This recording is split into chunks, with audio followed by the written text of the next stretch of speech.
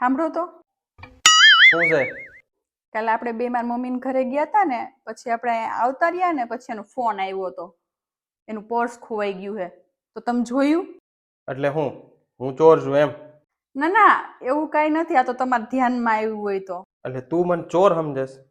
ના ના, એવું કાંઈ નથી. આ તો તમે આડાવડું ક્યાંય જોયું હોય ને તો એમ. એમાં છે ને 5,000 રોકડા હતા અને આધાર કાર્ડ હતું. એટલે 5,000ની તો એને જરૂર નથી કાંઈ, પણ આધાર કાર્ડની બહુ જરૂર છે. મેં કાંઈ જોયું નથી, મને કાંઈ ખબર નથી.